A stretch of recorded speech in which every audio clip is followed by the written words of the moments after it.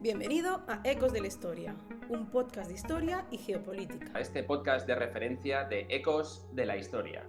Como veis, hoy estamos el equipo al completo, podríamos decir. Tenemos a nuestro profesor de cabecera, don Álvaro Cortés Oliva. Álvaro, ¿qué tal? ¿Cómo estás? Pues un placer estar en vuestra compañía, la mejor sin duda, y bueno, ofrecer a todos nuestros oyentes un tema interesante en el cual podrán ver, ¿no?, pues ese impacto que tuvo el mundo hispano dentro de la antigüedad, ¿no? Porque muchas veces lo asociamos como que el mundo hispánico solo tiene importancia dentro de, ¿no?, de ese descubrimiento de América, de ese nuevo mundo, y que sin embargo desconocemos mucho lo que son, ¿no?, tiempos más pasados, tiempos cruciales, y que yo creo que este podcast va a ayudar mucho a dar un poco de luz donde antes había oscuridad. Y bueno, Me vamos encantan a centrarnos tus al tema. introducciones, Álvaro. Saludar también a nuestro compañero historiador Martín, nuestro delegado en tierras gallegas. ¿Qué tal? ¿Cómo estás, Martín? Muy buenas y buenas tardes. Pensaba que cuando Álvaro decía lo de arrojar un poco de luz se refería un poco a ti, porque estás en las cavernas gallegas, pero bien, ya como siempre nos das un contenido absolutamente increíble, se te va a perdonar, pedimos que se nos perdone la iluminación que tenemos hoy, tanto tú como yo, porque tampoco es para tirar cohetes. Como muy bien dice Álvaro, hoy tenemos un tema muy interesante, hablamos de 3 emperadores nacidos en la piel de toro, nacidos en lo que es la península ibérica, y son 3 emperadores a cuál más importante, a cuál más conocido y a cuál dejó un legado más fehaciente, más imperenne, ¿no?, en nuestra historia. Si os parece, simplemente por un tema de orden cronológico, voy a empezar yo y empezamos con el emperador Trajano, conocido por muchos. ¿Parece bien, chicos? Me parece fabuloso. Perfecto. Pues como muy bien sabéis, Trajano nació en el seno de una familia hispana muy influyente y era originaria de Itálica. Itálica, aunque nos pueda confundir quizás un poquito el nombre, está cerca de la actual Sevilla, en la parte sur de lo que sería la actual España. Su linaje provenía de una élite romana que había prosperado en la provincia de la propia Hispania y fue el primer emperador romano nacido fuera de lo que es las fronteras de Italia, lo que obviamente marcó un hito en la historia del propio imperio. Este emperador desde muy joven destacó especialmente por sus habilidades militares y, digamos, también un poquito por su carisma, ganándose rápidamente el respeto de sus superiores y de sus propios soldados. Una curiosidad interesante es que su vínculo con Hispania no solo fue un punto de orgullo, sino que también fortaleció la integración de las provincias en el corazón del propio imperio. Podemos decir que el camino de Trajano hacia el trono estuvo marcado por su destacada carrera militar, eso es lo que más lo define. Fue en un primer momento adoptado por el emperador Nerva, quien buscaba asegurar la estabilidad del imperio tras años de un caos dinástico que realmente no beneficiaba nada a las proyecciones imperiales que había en Roma. Como general, Trajano había demostrado un liderazgo ejemplar, sobre todo durante su gestión en las provincias germanas, donde fortaleció las fronteras y especialmente a las legiones. A la muerte del emperador Nerva, en el año 900 después de Cristo, Trajano asumió el trono con el apoyo unánime del ejército y del Senado, inaugurando una era de confianza y de expansión, podríamos catalogarlo así. Digamos que el reinado de Trajano es recordado como uno de los más militaristas y más exitosos también de la historia del Imperio Romano, ya que bajo su mando el imperio alcanzó su máxima extensión territorial. Entre los años 110 y 106 después de Cristo, Trajano lideró una de las campañas más célebres contra el reino de Dacia, que sería como la actual Rumanía, más o menos. Y en esta campaña no solo logró una victoria aplastante, sino que también saqueó enormes cantidades de oro y de plata que revitalizaron las arcas del imperio. Para conmemorar esta hazaña, mandó erigir la famosísima columna de Trajano, que aún se mantiene en pie hoy en día en la ciudad de Roma. También podemos destacar otra de las campañas, en este caso la campaña de Partia, que se dio en el año 113 después de Cristo.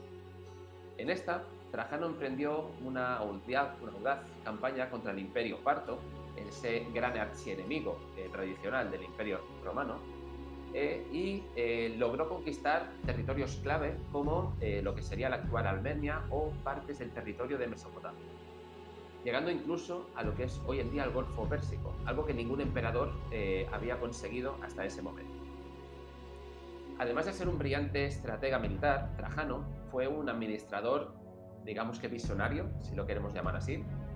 Invirtió en infraestructuras como calzadas, acueductos, edificios públicos, y fortaleció y cohesionó todas las estructuras políticas y administrativas del Estado.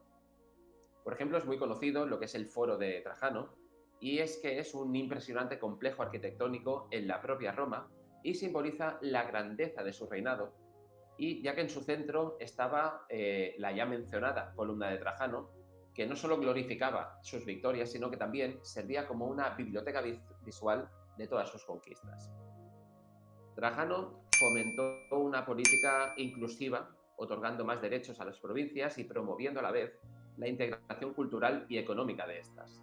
Su gestión se convirtió en la de un gobernante muy querido, especialmente en las regiones más alejadas de lo que era el centro del imperio. Podemos decir también que en sus últimos años Trajano continuó con sus políticas de expansión y reforma. Sin embargo, su salud comenzó a deteriorarse durante su regreso a la campaña de Partia y murió en el año 117 después de Cristo, en Cilicia, dejando el imperio en su absoluto apogeo. El nombre de Trajano quedó grabado como símbolo de excelencia militar y administrativa, y el Senado de Roma le otorgó el título de Optimus Princeps, el mejor de los príncipes, algo que ningún otro emperador había recibido hasta ese momento. Trajano, ese gran personaje hispano, lo conocíais, ¿verdad, chicos? Pero no el único, porque yo creo que después de Trajano también ha habido dos más, especialmente justo después de Trajano. ¿Quién sucedió a Trajano? Martín, cuéntanos. Pues así es, Andreu. Antes de pasar como tal a Adriano, recomendaré a la gente que, si tienen la posibilidad, en el Museo Nacional de Bucarest hay una reproducción a escala de la columna de Trajano, y es muy interesante porque está diseccionada, porque tenemos que pensar que es de unas dimensiones colosales, ¿no? Y es muy interesante porque no deja de ser la representación como de una especie de cómic en la época de todo lo que fue la campaña militar, y es, pues bueno, yo se lo recomiendo a la gente porque es verdad que es muy interesante. Pero sí, nada más caer enfermo y morir Trajano, ya había nombrado un sucesor. Esto nos resulta curioso, ¿no? Porque tenemos que recordar que en la historia de Roma había una gran aversión a esa figura de la monarquía, pero aún así, durante esta fase del imperio, podríamos decir una fase ascendente, sí que había más costumbre de nombrar un sucesor. Precisamente los problemas del imperio vendrán después, cuando esa sucesión sea más problemática, por así decirlo, ¿no? Y como bien has dicho, Adriano también se le atribuyen unos orígenes itálicos. No se sabe exactamente si nació en la propia Hispania o nació en Roma, pero sabemos que su familia precisamente estaba ligada a uno de los grandes comercios que, después de lo del trigo, era precisamente uno que aún sigue siendo uno de los tesoros nacionales de España, que es el aceite de oliva, ¿no?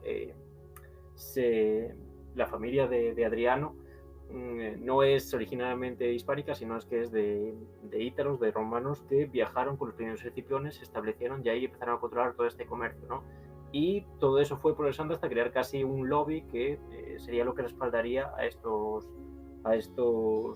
emperadores, ¿no? Tenemos que pensar que, por ejemplo, Sicilia, Egipto, se decía que era el granero de Roma, pero Hispania también tenía mucha importancia porque era donde mejor estaban las condiciones para ese cultivo del tan preciado y tan sabroso aceite, ¿no? Bien, de la personalidad de Adriano podríamos decir que se le conoce sobre todo por su perfil de ser un hombre muy culto, también muy polifacético, ¿no?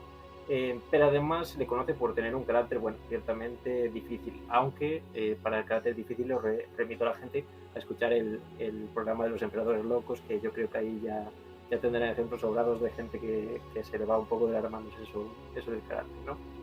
Bien, nada más llegar al poder, curiosamente, si Trajano es reconocido, aunque quizás de una forma simplista, por ampliar los márgenes del imperio hasta límites antes no conocidos, precisamente lo que hace Adriano es quizás darse cuenta de que no puede seguir expandiendo ese imperio y antes de nada firma con los partos, con su rey Osroes, una tregua, entonces hace retroceder la frontera romana hasta el Éufrates, ¿no? Esto podemos pensar que no cayó muy bien en las principales élites militares de la propia Roma, que tanto habían apoyado a su padre y que también había representado, perdón, Trajano, no su padre, eran parientes. Trajano era pariente por parte de una nieta de una hermana con la que estaba emparentado Adriano, pero no eran parientes directos, ¿no?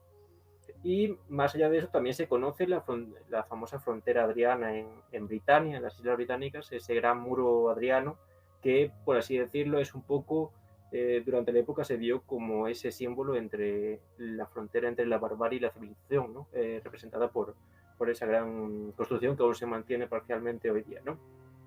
Entonces, bueno, podemos ver como principalmente Adriano era un hombre muy pragmático, ¿no? Podemos hacer ahí un poco el paralelismo de que lo que él quería era un poco reforzar todo lo que sería la política interna de Roma para hacer ese Make Roma Great Again, podríamos decir, ¿no?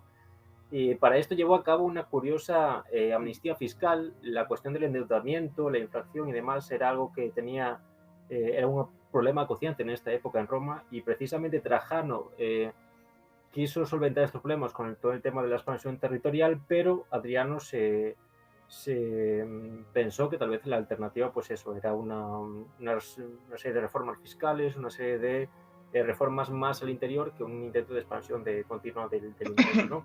También se le conoce por la profesionalización o en cierta parte la burocratización del imperio, ¿no? Que dio poderes al Consejo Imperial, el Consilium Príncipes. Y bueno, más que nada, sobre todo se le conoce por ese gran amor por Roma. Se dice que de pequeño se le conocía como el Graeculus, ¿no? Que es como el pequeño griego, ¿no? Así que esa fascinación por el mundo heleno se le conoce a Adriano pues eso, desde que era un niño prácticamente, ¿no? De hecho, curiosamente, como curiosidad, su padre Trajano y los emperadores anteriores se solían representar sin barba, o sea, afeitados. Esto es porque se relaciona con el mundo castrense, ¿no? Los militares y demás se vendían a sí mismos esa imagen suya, pues eso, afeitados, rosurados, preparados, ¿no? Con todo lo que supone. Sin embargo, Adriano se empieza a representar con barbado, ¿no? Y también con el pelo a tirabuzones y demás. Eso se quiere decir, aunque tal vez el ejemplo más claro de este tipo de representaciones es la representación de Marco Aurelio, era que eso, ¿no? Que él se veía más como un rey filósofo, tal vez, o como un emperador filósofo, que como un emperador conquistador militar, como era el propio Trajano, ¿no? Su antecesor. Bien, por cerrar un poco, fue una época, ya digo, de estabilidad en las fronteras, ya que Adriano se encargó de reforzarlas, pero lo que no pudo solventar es esa área del mundo que, curiosamente, comentaba antes con Álvaro, que sigue de rabiosa actualidad, porque bueno, toda la zona de Palestina, Siria y demás, por aquellos años también estaba bastante revoltosa, ya que las revueltas judías y demás se daban desde los tiempos del propio Vespasiano, ¿no? Por lo tanto, es un problema que hereda Adriano y que no sabe gestionar muy bien, ¿no? Se conoce que en el año 131 se aprueba un edicto en contra de la circuncisión, se planea fundar sobre Jerusalén la Elia Capitolina, o sea, se pretendía reestructurar Jerusalén con una base romana, y sobre el templo ya destruido se pretendía construir un templo a Júpiter Capitolino. Obviamente no es de extrañar que entre los años 131 y 134 se diera una gran rebelión en esta zona, en la zona de Judea. Se dice que quien comandaba a los judíos de aquellas era un mesías que, bueno, era considerado un mesías en la época, que era Simón Ber Carpa. Y bueno, yo he tomado de Kovalyov la cita de que hubo alrededor de 580.000 muertes por este conflicto. Es verdad que los romanos tuvieron que entrar a sangre y fuego en toda la zona y pacificarla casi casa por casa, ¿no? Pero bueno, sí me parece una cifra muy, muy elevada, pero bueno, ya digo, no sé exactamente en qué fuente se basa, pero bueno, para que veamos que Adriano el pobre quería tener una situación tranquila y no liar la parda y tal, pero la verdad es que no pudo evitar. Quizás incluso como hoy día Trump también promete paz en el mundo y demás, pero hay veces que las circunstancias son ajenas a la propia voluntad, ¿no? Creo que eso es también lo que nos demuestra un poco el legado del propio Adriano. Y nada, los últimos días sí que se recuerda un poco más tristes del emperador, ¿no? Se dice que pasó los últimos años de su vida recluido en su mansión, abrazando todas aquellas pues, joyas, esculturas y demás que había recopilado, y también se dice que le afectó mucho la muerte de un entre amigo amante, el famoso Antino. Se dice que es uno de los jóvenes más bellos que han existido en la antigüedad, ¿no? Y precisamente incluso el propio Adriano, tras una muerte trágica en el Nilo, ¿no? Por un accidente, Adriano estaba dispuesto a fundar una ciudad en su nombre, Antinópolis, ¿no? Para que, bueno, lo veamos como un hombre, pues eso, ¿no? De la grandeza de Adriano, pues sucumbía a los placeres de la carne como otro cualquiera, ¿no? Y en los últimos años de su vida incluso no fue capaz de superarlos. Y eso, básicamente, pues este es el legado de este gran emperador, que se le conoce como el emperador viajero, porque hizo un gran ruta por todo el imperio. Se decía que quería conocer eso, ¿no? Todas las provincias profundamente, informarse de primera mano, y esa ha sido la principal imagen que nos ha legado de él, a pesar de que, bueno, como hemos visto, es más complejo su imperio que simplemente esa imagen de un rey filósofo y viajero. Súper interesante todo lo que cuentas, Martín. Realmente es espeluznante ese número de muertes que comentas, pero claro, conociendo episodios, por ejemplo, como la resistencia de Masada, nos puede llegar a cuadrar, ¿no? Que en tiempos tan antiguos hubiera tantísimas muertes en un conflicto de este tipo, y lamentablemente es una zona del mundo que sigue estando en conflicto hasta el día de hoy, como es bien sabido. Pero nos vamos a quedar con el titular que has dado tú, de que este emperador es el antecedente, es el germen de Milei por sus reformas económicas y de Trump por su América Gay. Pero claro, lo has pillado a la perfección, Andreu. ¿Verdad? Pues ya lo ponemos así, en grande, en negrita. Martín dice que de España viene esos dos. Bien, pues ya hemos visto a Teodosio, a Trajano, ya hemos visto a Adriano. Vamos con el último de los emperadores nacidos en la piel de toro. Álvaro, cuéntanos, ¿quién tienes tú? ¿Cuál es tu personaje de hoy? Me queda el titular, Martín, Milei y Donald Trump son la reencarnación de Trajano y Adriano. Ese es el titular principal. Y bueno, sí, ya me toca a mí el último emperador. Y es precisamente uno de los tres que tenemos hoy en este programa. Quizás el menos conocido, pero no por ello el menos trascendente. Porque como todos sabemos, ¿no? Pues existe ese periodo del imperio, el auge, esa Pax Romana entre el siglo I y II después de Cristo, bueno, en el cual pues Roma pues disponía de un tamaño, ¿no? A nivel imperial descomunal. Sin embargo, la aportación de Hispania no fue solo puntual, ¿no? Entre el señor Trajano y el señor Adriano, sino que se fue prolongando, incluso acrecentando a lo largo del paso del tiempo dentro de esa civilización romana. Y es precisamente, ¿no? Pues el caso de este emperador, el cual pues lo situamos ya pasada esa crisis del siglo III después de Cristo, en la cual pues, Roma se encontraba en un momento de gran inestabilidad económica, política, se sucedían los emperadores, ¿no? Ya nos situamos en torno al siglo IV, ya tirando a V, ¿no? Pues vemos como Roma cada vez tenía más dificultades para podríamos decir, socavar esa ofensiva de las poblaciones germánicas, un imperio que se encontraba en una situación de crisis muy considerable, que se había ido prolongando durante los siglos. Y en ese momento es donde encontramos al señor Teodosio, un hombre que nace durante el 347, se dice que el 11 de enero de 347 después de Cristo, y que sus orígenes se sitúan en Hispania, no solo a nivel familiar, sino también en su propio nacimiento. Se sitúa en la zona de la Cauca, cerca de lo que sería la actual Segovia. Era hijo de un grandísimo general conocido como Flavio Teodosio, alias Teodosio el Viejo, ¿no? Debido a esa importancia que tendrá su hijo, y participará ya con su padre en diferentes campañas militares, donde se irá haciendo cada vez, ¿no? Con un mayor nombre y un mayor estatus. Participará en las campañas de Britania junto a su padre y posteriormente en la zona de Mesia, lo que sería la Serbia actual, para detener la ofensiva de los sármatas. Cada vez más la figura de Teodosio se va, pues podríamos decir, haciendo un espacio dentro del mundo militar, siendo una gran institución dentro de ese mundillo. Sin embargo, uno de los hechos que podríamos decir que detendrá durante al menos un tiempo su carrera militar será la muerte de su padre, la muerte de Flavio Teodosio pues le supone la pérdida de un pilar fundamental, ¿no?, que le granjeaba por respeto, tanto como por parte de sus amigos como de sus enemigos. La muerte del padre supone pues que este general durante mucho tiempo estará, pues podríamos decir, congelado de lo que era de su disciplina, su profesión. Sin embargo, como veníamos diciendo, ¿no?, pues ese final del siglo IV, inicios del V, ¿no?, como todos sabemos, el limes, la entrada cada vez más constante de poblaciones germánicas, pues provocará pues que el imperio haga uso de los grandes generales que tenía a su mano. Y es ahí cuando entrará con fuerza la figura de Teodosio, el cual, ¿no?, pues participará en esas luchas que se producen y en esa gran ofensiva que se producirá, ¿no?, todos la conocemos, la famosa batalla de Adrianópolis, donde, ¿no?, pues en ese intento de detener el avance de las poblaciones germánicas, de los godos, pues el emperador del momento, el señor Valente, pues acabará muriendo en ese 378 después de Cristo. Nos vemos como es un síntoma de esa decadencia profunda del imperio.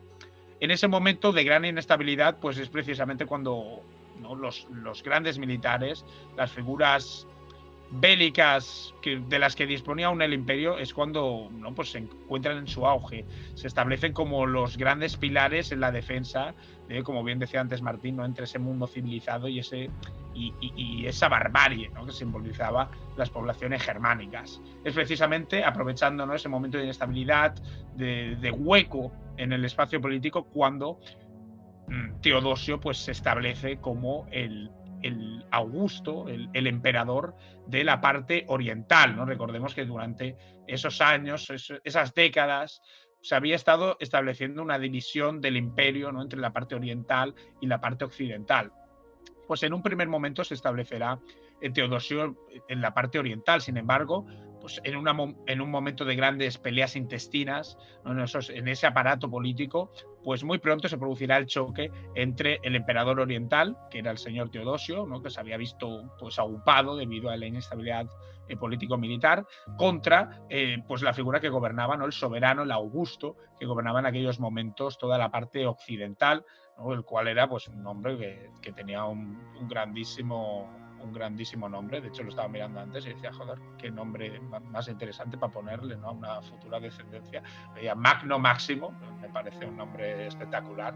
Bueno, pues se producirá, ¿no?, ese enfrentamiento entre Teodosio y Magno Máximo por hacerse con el poder, ¿no?, en un momento pues de gran caos y de separación entre los dos imperios, con la victoria a posteriori de Teodosio, el cual aplastará a su rival y que pondrá a Valentiniano II como, podríamos decir, el emperador cojín, el emperador títere en la parte occidental. Sin embargo, Teodosio buscará permanecer en el poder ya a través de las generaciones venideras, y es que establecerá a su hijo Arcadio como coaugusto de la parte oriental, ¿no? Ya vemos ese intento del emperador hispano por trascender en el tiempo y por establecer una auténtica dinastía. Uno de los hechos, ¿no?, porque hasta ahora pues peleas intestinas como no se habían producido durante muchas décadas, incluso siglos en Roma. Sin embargo, hay un hecho por el cual yo diría que Teodosio se ha establecido como una figura importantísima en el devenir del imperio, y es el marco de su política religiosa principalmente. Teodosio es una figura clave para no solo el avance, sino la consolidación del cristianismo en el imperio. Y es que si veíamos en antiguos emperadores como el propio Constantino, ¿no?, en ese edicto de Milán del 313, cómo establecía que el cristianismo debía ser una religión pues respetada y que la persecución contra cristianos debía cesar, la figura de Teodosio supone un salto más allá. Y es que el señor Teodosio, además de ser hispano, era un hombre que practicaba la fe cristiana, más particularmente la fe que había impartido San Anastasio, vinculada a ese edicto de Nicea, ese mundo más, no podríamos decir, más vinculado a lo que sería el actual catolicismo. Y pues Teodosio será fundamental a la hora de establecer el famoso edicto de Tesalónica del año 380, en el que ya no solo se habla de respetar el cristianismo como una fe, sino de que el cristianismo niceano, particularmente, se establece como la religión oficial de todo el imperio, ¿no? Un imperio pues con unas dimensiones pues completamente, ¿no?, muy vastas. Podríamos decir que es el éxito, ¿no?, y el punto culminante de esa política cristiana que se había iniciado a lo largo de los siglos. Sin embargo, debemos de tener en cuenta una cosa, ¿no? Con esta de la consolidación, la oficialidad del cristianismo como religión del imperio, es que en todo momento era el cristianismo niceano y se establecía como una contraparte de otro cristianismo que se había ido proliferando mucho, sobre todo en la parte oriental, como era el cristianismo arriano. ¿Qué diferencia hay? Pues el arriano, lo que decía, ¿no? Prácticamente era una especie, pues, de secta que se había ido haciendo cada vez más grande dentro de la fe cristiana, establecida por la figura de Arrio, la cual lo que decía el arrianismo, el punto culminante, el punto clave, era que dudaba de la divinidad del propio Jesucristo, lo vinculaba, ¿no? Pues como un mortal más, el cual pues había llevado a cabo esas enseñanzas, esa difusión de la palabra de Dios. Pues lo que hará en estos primeros momentos la figura de Teodosio es perseguir principalmente a los niceanos. Por el contrario, aquellas personas que seguían practicando el culto pagano, en un primer momento no serán su principal objetivo. Incluso vemos cómo por parte de Teodosio existía esa voluntad de que en la propia administración romana hubiese un equilibrio entre cristianos niceanos y paganos. ¿Cuándo será el momento en el que esta política cambia? Pues a partir de la masacre de Tesalónica del año 390. ¿En qué se basa esta masacre de Tesalónica del 390? Pues en un hecho, ¿no?, que puede parecer pues bastante interesante y que nos habla un poco de esa sociedad cristiana del momento.